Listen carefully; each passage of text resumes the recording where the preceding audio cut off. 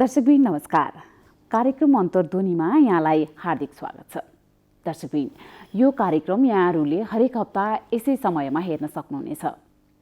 यस कार्यक्रममा हामी कला तथा साहित्यका विविध पक्षका विषयमा चर्चा गर्छौं र स्रष्टाहरूको अन्तर आवाजलाई यहाँहरूको अन्तर आवाजसँग मिलाउने प्रयास गर्छौं। यसै सन्दर्भमा कुराकानी गर्नको निम्ति आज हामीसँग हुनुहुन्छ साहित्यकार बाबा बस्नेत। आउनुहोस् उहाँलाई कार्यक्रममा स्वागत गरौँ। स्वागत छ यहाँलाई कार्यक्रममा। धन्यवाद। केमा व्यस्त हुनुहुन्छ हिजो आज? अब विशेष त अब हामी लेखन कलमको खेती गर्ने कलमको श्रम गर्ने मान्छे भनौँ न, लेखनमै व्यस्त हुन्छौँ प्राय। यहाँको अब नयाँ अहिले यहाँका पाठक श्रोताहरूको लागि के दिँदै हुनुहुन्छ त? सेतो फरिया भन्ने खण्डकाव्य मेरो प्रकाशित भयो। त्यही चाहिँ मेरो अन्तिम पछिको चाहिँ लेटेस्ट बुक हो। र त्यसपछि चाहिँ 3वटा कथा सङ्ग्रह मेरो प्रकाशित भइसकेको छ। अनि त्यसपछि विविध विधामा म लेख्ने भएको कारणले गर्दाखेरि त्यसपछि यो 3वटा कथा सङ्ग्रह छन्। 2-3वटा कथा सङ्ग्रहलाई पुग्ने कथाहरू छापिसकेका छन् र छापिएका पनि र फाटाफुट फुटकर पत्र पत्रिकामा छापिएका कथाहरू र अगाडि प्रकाशित जुन कथाहरू छन् पुस्तकाकारका रूपमा आएका, ती सबैबाट चाहिँ प्रतिनिधि कथा भनेर एउटा मेरो प्रतिनिधि कथाको किताब चाहिँ आउँदैछ।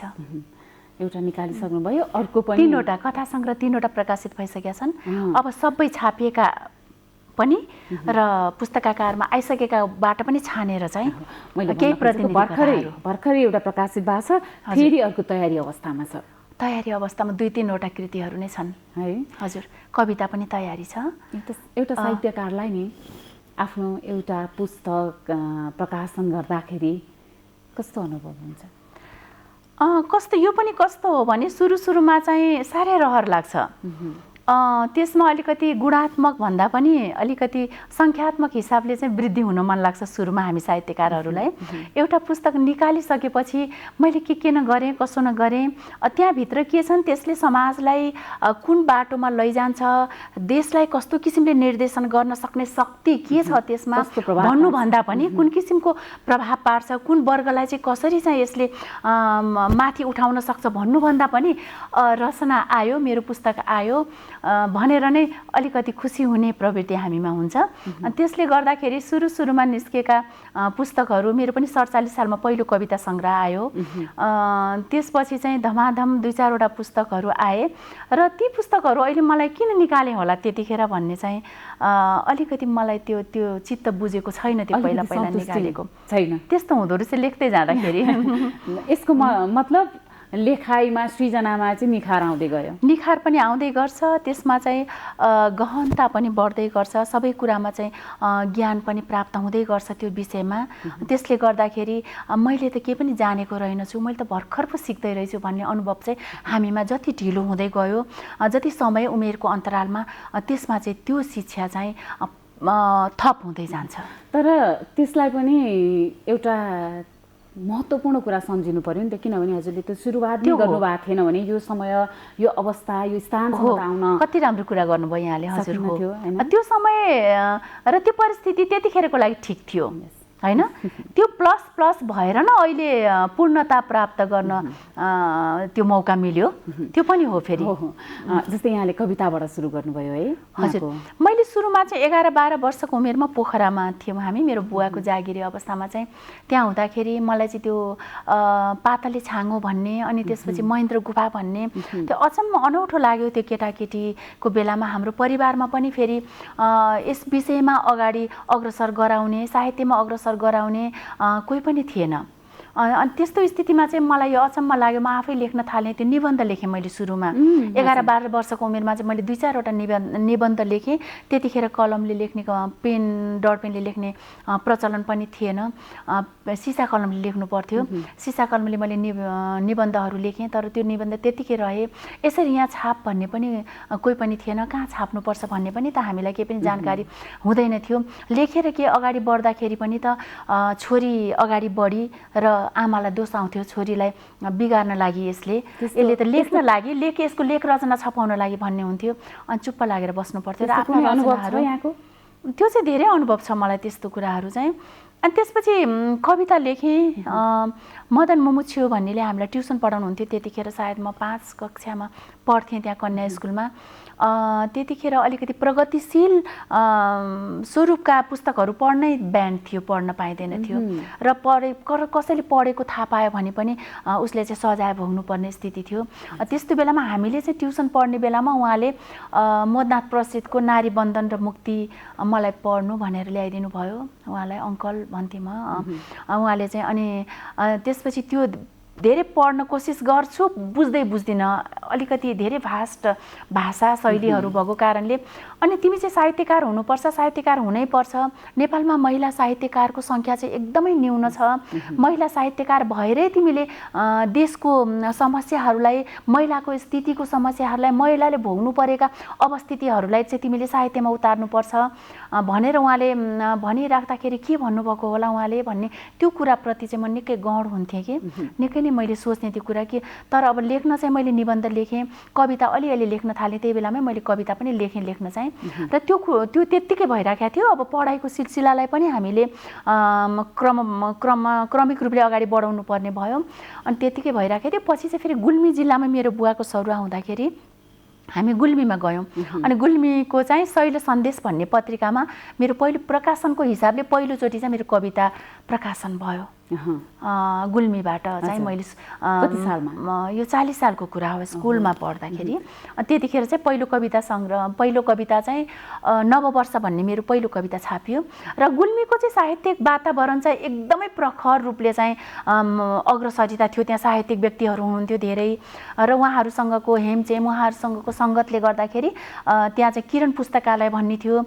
हरेक हप्ता जस्तो त्यो साहित्यिक कार्यक्रम हुन्थ्यो र बुवाहरूको आँखा छलिकन लुकेर चाहिँ म त्यहाँ कविता वाचन गर्न जान्थेँ। त्यसरी चाहिँ सक्रिय रूपले मेरो साहित्यिक यात्रा सुरु भएको हो।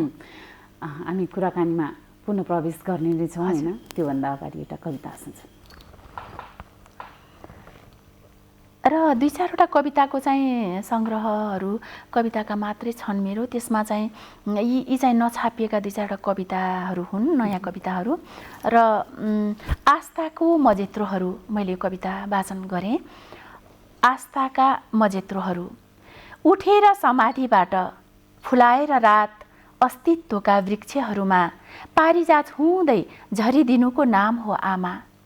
झर्नु टुङ्गिनु होइन नत्र किन भरिन्छन् हर बिहान उमङ्गका सुकिला मजेत्रोहरू। पारिजात होइन आमा समेटिएकी हुन् आस्थाका मजेत्रोहरूमा। धन्यवाद। यति हो यो कविता। भनेपछि कुनै पनि कुराको अन्त्य छैन, अन्त्य हुँदैन। जसरी त्यो कुरा फेरि उठ्न सक्छ, कुनै पनि कुरा मरेर त्यो सधैँको लागि मर्दैन, मलाई त्यस्तो लाग्छ। वास्तवमै हो पनि नि होइन, त्यो त अर्को रूप लिएर त आएकै हुन्छ नि। हजुर, अब जस्तो फुल झरेर सक्यो मर्यो भनिन्छ नि होइन, सुवास दिँदासम्म त्यो जीवित हुँदासम्म त्यसको अस्तित्व हो भनेदेखि पारिजात त भुइँमा झरिसक्छ नि, झरिसकेपछि न त्यसको अस्तित्व देखाएको छ समयले पनि। र त्यो कुराले चाहिँ मलाई अलिकति छोएर मैले यो पारिजात फुललाई चाहिँ आमासँग दाजेर यसरी लेखेको हुँ यो कविता। जस्तै नि यो स्रष्टाहरूलाई सृजना गर्नको लागि होइन कस्तो कुराले चाहिँ छुन्छ? स्रष्टा वास्तवमा अरू व्यक्तिहरूको स्वभाव मनभन्दा अलिकति पृथक चाहिँ हुन्छ मलाई जहाँसम्म लाग्छ। अब सामान्य भइदिन्छ अरू व्यक्तिहरूको लागि, जुनसुकै दृश्य पनि, जुनसुकै परिस्थिति, जुनसुकै समय पनि उही पाराले चाहिँ ऊभित्र प्रभावित भइरहेको हुन्छ भने अलिकति लेखन क्षमता भएको मान्छे, अलिकति सृजनशील मान्छेहरूलाई त्यो कुराले अलि अलग किसिमले चाहिँ स्पर्श गर्छ र हरेक पाइलामा चाहिँ उसले विषयवस्तु समेटिराखेका हुन्छ। साना कुराहरू पनि ठुलो विषयवस्तु भएर उसको मनमा चाहिँ स्थान ओगटिराखेका हुन्छ। अब कुनै चिज देख्यो भने त्यसो भए यसलाई चाहिँ म यसरी प्रस्तुत गर्छु भनेर चाहिँ बनिसक्छ होला। सृजना मक रूपले चाहिँ त्यो चाहिँ आफै व्याख्या हुन पुग्छ हृदयमा र त्यो मनबाट मस्तिष्कमा पुग्छ, खेलिराख्छ शब्द शैलीहरूसित, भाषामा चाहिँ त्यो सम्मिश्रण हुन्छ अनि त्यसपछि चाहिँ हाम्रो कलमबाट हाम्रो लेखनमा जान्छ। यहाँले जस्तै कथा कविता होइन अनि त्यसपछि उपन्यास, निबन्ध, नाटक, खण्डकाव्य लगायत एकदमै धेरै विधामा चाहिँ कलम चलाउनु भएको छ होइन। यहाँलाई एकदमै मनपर्ने विधा चाहिँ कुन हो? मलाई मनपर्ने विधा चाहिँ कथा हो। हजुर, कथा हो र मैले धेरै कथाहरू पनि लेखेँ र कथा धेरै मन पराइदिनु भयो मेरो पाठकहरूले, म त्यसमा खुसी छु होइन। उपन्यास पनि लेखेँ, तर उपन्यास लेख्नु भनेको एकदम कठिन कार्य पनि हो। साहित्य विधाको चाहिँ एउटा कठिन यात्रा हो उपन्यास लेखन भनेको। अब हुन त संक्षिप्त विषयवस्तु लिएर एउटै दुईटै बसाइमा एक दुईवटा त्यो विषयमै सीमित रहेर छिटो उपन्यास तयार पनि हुन्छ होइन, आफ्नो स्थान ओगट्न सफल पनि हुन्छ, त्यो कुरा आफ्नो ठाउँमा छ। तर एउटा राम्रो उपन्यास बनाउने हो भने धेरै समय लाग्छ, उपन्यास लेख्न गाह्रो छ। कथा चाहिँ छिट्टो पढ्न सजिलो, छोटो बसाइमा पनि त्यसलाई समाप्त पार्न सकिने, लेख्न पनि सजिलो र एउटा विषयवस्तुलाई हामीले चाहिँ सहज ढङ्गले चाहिँ कथामा सरल तरिकाले उतार्न सकिन्छ कथामा। त्यसले गर्दाखेरि उपन्यासको संक्षिप्त रूप नै हो कथा हुन त होइन, तर कथा चाहिँ अलिकति सजिलो पनि छ उपन्यासको दाँजोमा। जस्तै नि यो कथा कविता उपन्यास जुनसुकै सृजना पनि गरिन्छ नि, त्यो चाहिँ के छ, यो काल्पनिक कुराहरूलाई बढी समेटिन्छ कि त्यसमा वास्तविक कुराहरू पनि हुन्छन् त? तर यस्तो हुन्छ, त्यो सृजनाहरू एकदमै वास्तविक भयो भने मात्रै त्यसको स्थायित्व कायम हुन्छ र त्यो साँच्चै साहित्य हो भनेर गर्न लागेको हुन्छ। हुन त कल्पनाले पनि सिर्जना गरिन्छ, कल्पनाको पनि जरुरी छ होइन। कल्पनाको चाहिँ एउटा कलात्मक पक्ष हो लेखन भनेको, कल्पना बिना त त्यो सिर्जना हुँदैन। हरेक सिर्जना चाहिँ तयार गर्नको लागि कल्पनाको आवश्यक पर्छ। पहिला कल्पना नगरिकन त हामीले त्यसलाई चाहिँ उतार्न सकिँदैन नि, कल्पनाले नै हामीलाई त्यसलाई सिँगार्ने हो। कल्पना भनेको चाहिँ रङ हो, चित्रको चाहिँ एउटा श्याम श्वेत चित्रमा रङ भरे जस्तै कल्पना चाहिँ हाम्रो विषयवस्तुहरूको चाहिँ एउटा रङ भनौँ न, कल्पनाको अति आवश्यक छ। र कल्पना पुरै कल्पनाशील मात्रै पनि हुनु हुँदैन रचना, त्यो भयो भने त त्यो निरर्थक हुन्छ, काल्पनिक मात्रै भयो भने। हामीले चाहिँ विषयवस्तु, ठोस विषयवस्तुहरूलाई उतारेर समाजमा घटेका वास्तविक कुराहरूलाई र जुन पुरातन कुरा छ जसले चाहिँ समाजमा ठेस चाहिँ पुगिराखेको छ, जसले चाहिँ महिला विभिन्न वर्गलाई चाहिँ त्यसले चाहिँ बाधा बनिराखेको छ भने ती कुराहरूलाई कसरी चिर्ने, त्यसलाई चाहिँ कसरी हामीले उल्लङ्घन गर्ने, ती कुराहरू ती पर्खालहरूलाई हामीले कसरी भत्काउने भन्ने ठोस विषयवस्तुहरूलाई पनि त सुन्दर रचना र सुन्दर सिर्जनामा उतार्नको लागि त कल्पनाको आवश्यक पर्छ। एकदमै। जुन श्रोता पाठकहरू हुनुहुन्छ नि, उहाँहरूले चाहिँ कस्ता खालका मन पराउनुहुन्छ त? श्रृङ्गार रस बढी भयो भने यसलाई बढी झर्को लाग्छ पढ्नलाई, अनि अलिकति ठोस विषयवस्तुमा आधारित भयो होइन, जसलाई मेरै मनलाई छोस्, तपाईँको मनलाई छोस्, जसले पढ्दाखेरि पनि ओहो यो त मेरो लागि लेखेको रहेछ भन्ने कुरा, जुन कुराले खुसी पनि दिलास्, जुन कुराले त्यो पीडा छ भने पनि आफूमा त्यो पीडालाई सर्लक्क हटाएर एकछिन ऊर्जा दियोस्, बाँच्ने सम्भावना र शक्तिहरू चाहिँ बढाओस् त्यो रचनाले, त्यो किसिमको रचनाहरू चाहिँ पाठकहरूको लागि प्रिय हुन्छ।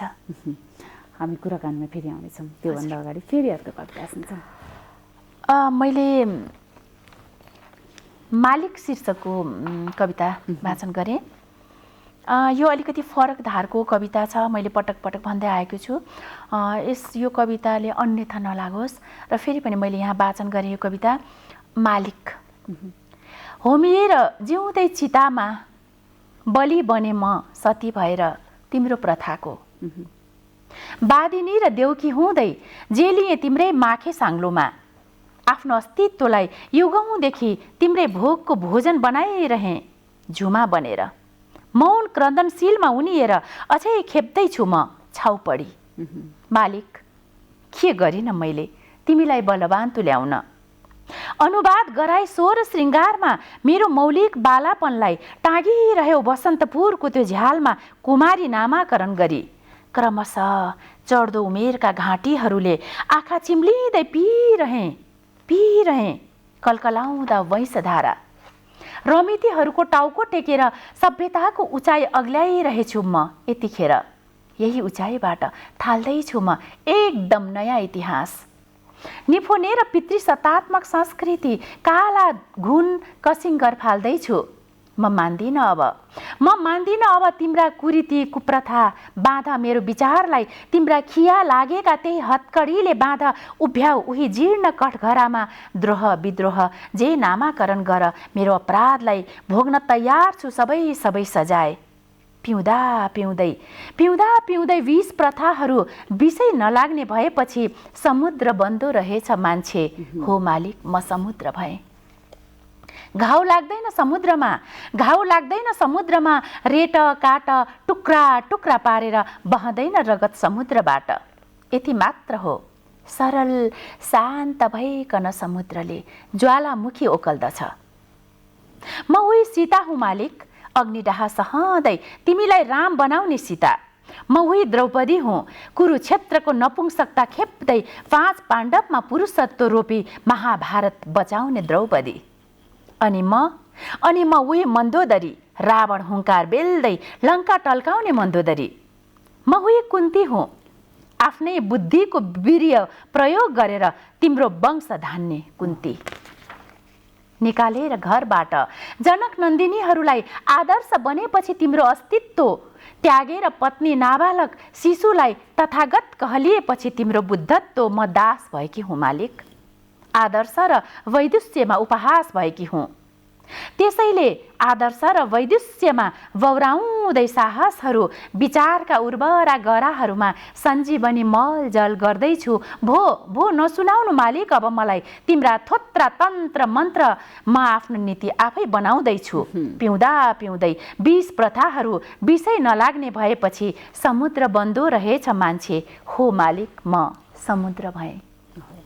यो साहित्य सृजनाले हैन समाज परिवर्तनमा कसरी भूमिका खेलेको हुन्छ? मेरो अर्थमा भन्ने हो भने समाज परिवर्तनको लागि साहित्यले एकदमै अहम भूमिका खेल्न सक्छ। समाज परिवर्तनको लागि मात्र हैन, राजनीतिलाई परिवर्तन गर्न सक्छ साहित्यले। देशका हरेक समस्याहरूलाई उजागर गरेर देशको हरेक परिस्थितिहरूसँग जुझ्न सक्ने क्षमता नै साहित्यमा छ। र अहिलेसम्म अब त भर्खरै हाम्रो महिलाकै कुरा गर्ने हो भने पनि महिलाको हक हितका पक्षमा चाहिँ हाम्रो अहिलेको संविधानमा 33% अधिकार चाहिँ सुनिश्चित छ हैन। त्यसलाई कार्यान्वयनमा हामी महिलाहरू नै लाग्नुपर्ने हुन्छ। हरेक कमिटीहरूमा चाहिँ अनिवार्य रूपले चाहिँ महिला उपस्थिति चाहिँ अनिवार्य गराइदिएको छ। अहिले हामी त्यो फराकिलो प्राङ्गणमा छौँ, हामी फराकिलो मैदानमा छौँ। हामीले कतिपय दुर्गम जिल्लाहरूमा कतिपय शिक्षित महिलाहरूले पनि हाम्रो हक अधिकारलाई अहिले केलाउन सक्नु भएको छैन, त्यहाँसम्म पुग्नु सक्नु भएको छैन। र के भएको छ र के परिवर्तन भएको छ, हामीले अहिले के पायौँ भन्ने चाहिँ उहाँहरूको मन साइरहेको छ। र यी कुराहरूलाई हामीले गम्भीर रूपले बुझ्नुपर्ने हुन्छ। हाम्रो हक अधिकार प्रशस्त चाहिँ सुनिश्चित गरिएको छ, यसलाई हामीले समात्नुपर्छ। र लेखन र साहित्यकै कुरा गर्दाखेरि लेखन र साहित्यले चाहिँ हरेक पक्षको चाहिँ समस्याहरूलाई निचोरेर हरेक पक्षहरूलाई उजागर गरेर आफ्नो कलममा उतारेर तटस्थ उभ्याएर चाहिँ त्यसलाई चाहिँ यसलाई कसरी चिर्ने, हरेक अँध्यारो रातहरू हरेक पक्षमा भएका अन्धकारलाई चाहिँ चिर्न सक्ने क्षमता कलममा हुनुपर्छ। र हामीले त्यस्तो किसिमको लेख्नुपर्छ। लेख्ने भनेर लेख्नु मात्र लेखन होइन, परिवर्तन गर्न सक्नु, परिवर्तनको खाका कोर्न सक्नु, त्यसमा अब पीडाहरूमा मलम लगाउन सक्नु। मलम लाउनु मात्र होइन, उजागर गरेर मरेका वस्तुहरूलाई, मरेका चिजहरूलाई पनि उजागर गरेर जियाउन सक्नु, त्यसलाई ऊर्जा भर्न सक्नु, त्यो साहित्य हो मेरो अर्थमा। जस्तै अब यहाँले हैन त्यति अगाडिदेखि साहित्य क्षेत्रमा हुनुहुन्छ, कलम चलाइरहनु भएको छ हैन। जस्तै साहित्यलाई निरन्तरता दिनको लागि यहाँले कति कुरा त्याग गर्न पर्यो? अब हामीले साहित्य मात्र नभइकन कुनै पनि आफूमा निहित कलालाई चाहिँ उजागर गर्नको लागि, अग्रसरिताको लागि चाहिँ हामीले सङ्घर्ष पनि गर्नुपर्ने हुन्छ, त्याग पनि गर्नुपर्ने हुन्छ। किनभने अब हामीलाई चाहिँ कसैले पनि रोक्दैन, हाम्रो हात समातेर कसैले पनि राख्दैन। हामीले राम्रो काम गरेर चाहिँ समाजमा हामी उदाहरणीय हुन सक्यौँ भने घर परिवारबाट पनि त सीमित अवधिको लागि उहाँहरूले हामीलाई रोके पनि पछि ल यसले गरेको काम यो राम्रै रहेछ, समाजको लागि गरेको रहेछ, देशको लागि गरेको रहेछ, त्यसको निम्ति यो अग्रसरिता रहेछ यसको भनेर हामीलाई उहाँहरूकै पनि हामी साथ पाउँछौँ। र पुरुषलाई पनि मात्रै पनि दोष दिन मिल्दैन। त्यो पुरुषहरू त सबै हामी जस्तै आमाले जन्माएको छोराहरू न हो। हामीले जस्तो शिक्षा दिन्छौँ त्यो पुरुषले त्यही शिक्षा पाउने हो। हामीले पुरुषलाई दोष नदिकन पुरुषलाई पनि हामीले कस्तो हुनुपर्छ भनेर उनीहरूलाई हामीले नयाँ रूप दिएर नयाँ सेरामा हामीले अगाडि बढाउन सक्छौँ र साथसाथै हाम्रो साथी बनाएर अगाडि लैजान सक्छौँ। र त्यो त्याग हामीले गर्नुपर्ने हुन्छ। यसको लागि प्रत्येक आमाले आफ्नो छोराहरूलाई सम्झाउन पर्यो, हैन? सम्झाउन पर्यो, त्यही किसिमको संस्कार हामीले दिनु पर्यो।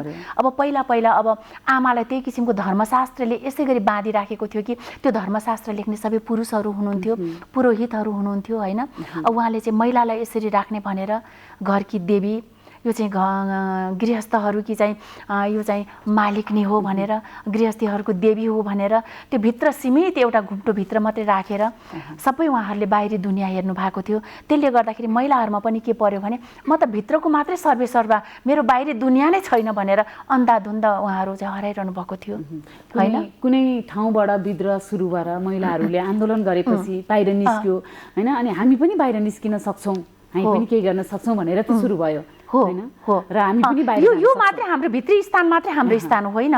बराबरी रूपमा हामी पुरुषसँगै हामीले पुरुषका हरेक क्रियाकलापहरूमा साथ दिएर हामी शारीरिक संरचनाले मात्रै हामी भिन्न हौँ, अरू सबै हाम्रो एउटै हो, होइन र? हो नि। हाम्रो हामी महिलाहरूले पनि हामी सक्छौँ हो भन्न पर्यो। हो, त्यसको निम्ति चाहिँ हामीले विशेष त्याग चाहिँ हामीले गर्नै पर्छ। अलिकति डर त्रास आफूबाट फालेर अब त्याग भन्नाले त्यही हो। यसले हामीलाई मलाई के भन्ला कि मैले यो घरबाट निस्केर अलिकति अगाडि बढ्दाखेरि उसले मलाई के भन्ला कि, होइन? मैले यहाँनिर प्रगति गर्दाखेरि, यहाँ उन्नति गर्दा, यहाँको शिक्षाको प्रमाणपत्रहरू मैले लिइराख्दाखेरि उसले मलाई भन्ला कि भन्ने कुराहरूबाट चाहिँ हामी अलिकति त्यसमा सङ्घर्ष गर्नै पर्ने हुन्छ। हामी कार्यक्रमको अन्तर्गततिर छौँ, होइन? यहाँ चाहिँ अन्तर्राष्ट्रिय नेपाली साहित्य समाजको चाहिँ केन्द्रीय उपाध्यक्ष अथवा एसियाको संयोजक हुनुहुन्छ, होइन? साहित्यमा चाहिँ नेपाली साहित्यको गरिमा कस्तो छ त? अब विश्व साहित्यमा नेपाली साहित्यको गरिमा भन्नाले हामी यसको निम्ति चाहिँ नेपाली साहित्यकारहरूकै त्यसमा चाहिँ सक्रियता, जागरुकताको आवश्यक पर्दछ, होइन? अब यसको निम्ति चाहिँ अन्तर्राष्ट्रिय स्तरसम्म पुगेका सङ्घ संस्थाहरू चाहिँ कमी छ। सङ्ख्यात्मक हिसाबले चाहिँ त्यस्तो सङ्घ संस्था अलिक कम नै छ। अब विश्व साहित्यमा चाहिँ औँलामा गन्न सकिने 2-4जनाको साहित्य विश्वका चाहिँ चर्चित युनिभर्सिटीमा को कोर्समा पनि राखिएका छन् रचनाहरू, होइन? अब जस्तो पारिजातलाई नै हामीले पढ्न सक्छौँ। अब जस्तो बानीरा गिरीलाई पनि हामीले विश्व साहित्यमा पढ्न सक्छौँ। त्यसै गरी महाकवि पनि त विश्वमा प्रचार प्रसारमै हुनुहुन्छ। त्यसै गरी अब हामीले एउटा संस्था छ देवकोटा लुसुन प्रज्ञा प्रतिष्ठान भन्ने, त्यसमा म सदस्य पनि छु। अब नेपालका महाकवि देवकोटा र चाइनाको महाकवि लुसुनको चाहिँ संयुक्त उसमा हामीले त्यसरी चाहिँ यो संस्थाको चाहिँ हामीले स्थापना गऱ्यौँ। चाइनामा पनि छ यसको र नेपालमा पनि हामीले अब त्यसरी चाहिँ हामीले सहकार्य गरेर पनि हामीले हाम्रा साहित्यहरूलाई चाहिँ विश्वव्यापीकरण गर्न सक्छौँ। र अन्तर्राष्ट्रिय नेपाली साहित्य समाजले चाहिँ धेरै अहम भूमिका खेलिरहेको छ यसको निम्ति। कला, भाषा, साहित्य विश्वव्यापीकरणको निम्ति चाहिँ विभिन्न राष्ट्रहरूमा नेपाल च्याप्टरहरू गठन गरेर र नेपाली साहित्य सम्मेलनहरूको आयोजना गरेर विभिन्न पुस्तकहरू चाहिँ देश विदेशमा चाहिँ प्रकाशन गरेर, तर त्यो चाहिँ अलिकति हाम्रो भाषागत हिसाबले पनि अब हामी नेपालीहरू चाहिँ हाम्रो सुरुमा पनि शिक्षामा हाम्रो चाहिँ माध्यम अङ्ग्रेजी नभएको कारणले विशेष त अब अङ्ग्रेजीकै कुरा आउँछ, अङ्ग्रेजीमै हो। अब त्यसमा चाहिँ अब हाम्रै भाषालाई पनि प्राथमिकता दिएर हामीले विश्वव्यापीकरण गर्नको लागि पनि अलिकति समस्या छ। भाषा त बुझ्नु पर्यो सर्वप्रथम, त्यसको लागि चाहिँ अनुवादको अत्यन्त जरुरी हुन्छ र हामीले अनुवादको लागि सरकारले पनि पहल एकदमै गर्नुपर्ने जरुरी देखिन्छ। र यसमा जो लागिरहनु भएको छ अन्तर्राष्ट्रिय नेपाली साहित्य समाज लगायतका अन्य विशिष्ट स्रष्टाहरू यसमा लागि पर्नुहुनेले पनि अलिकति अनुवादमा चाहिँ पहल गरेर अनुवाद भइदियो भनेदेखि चाहिँ त्यो भाषामा जुनसुकै देशमा पनि पढ्न सजिलो पर्छ। अब म राइटर हुँ भन्यो, म साहित्यकार हुँ भन्यो, अब अन्तर्राष्ट्रिय साहित्य विश्व सम्मेलन हुन्छ हाम्रो हरेक देशहरूमा, त्यहाँ जाँदाखेरि हामीले त्यो विदेशीलाई देखाउने चाहिँ हाम्रो रचना हुँदैन हैन, हाम्रो रचना नेपालीमा हुन्छ, त्यो उनीहरूले बुझिदिँदैनन्। हामीले उसलाई कसरी बुझाउने त?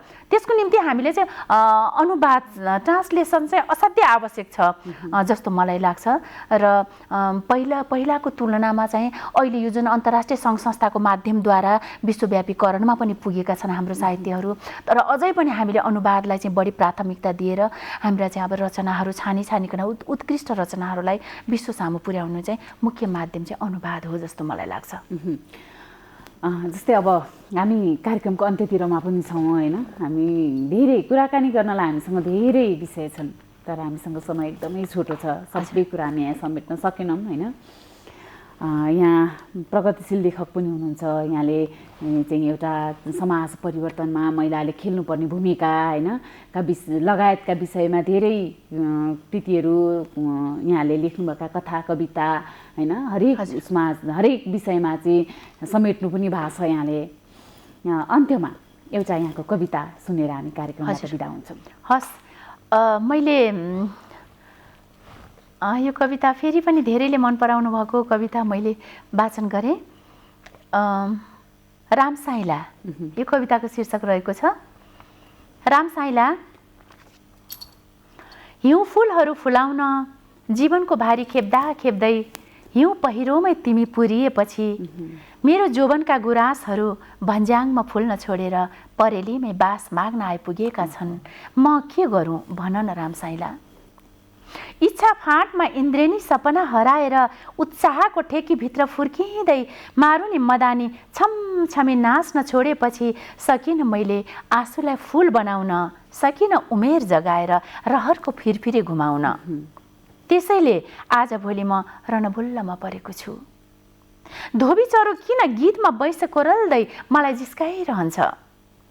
तिम्रो बिछोडको तिखो काँडा भिजेर कण्ठ रक्ताम्य भएका बेला सक्दिनँ म उसित मस्किँदै बयली खेल्न सक्दिनँ। झिसमिसेमा कामुक घडा घोप्ट्याउँछ मेरो नसा नदीमा उत्ताउलो घाम। साँझ नओर्लँदै पर डाँडाबाट कुतकुत्याउन आउँछ मलाई तन्नेरी जुन। अन्धाधुन्द बाँध्न खोज्छ आफ्नो अङ्गालोमा चञ्चले बतास। कति कठिन छ हिउँमा रोपिएर हिमाल फुल्नु।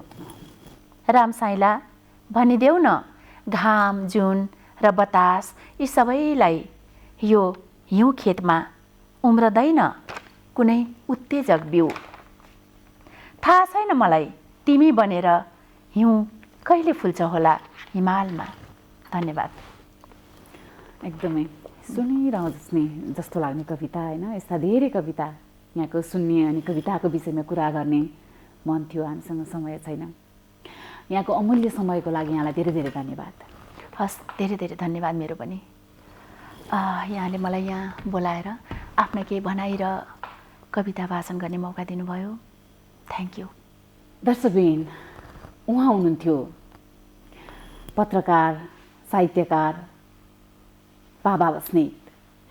आगामी हप्ता यस्तै साहित्यकारसँगको कुराकानी लिएर उपस्थित हुनेछौँ। तबसम्मको लागि बिदा दिनुहोस्। नमस्कार।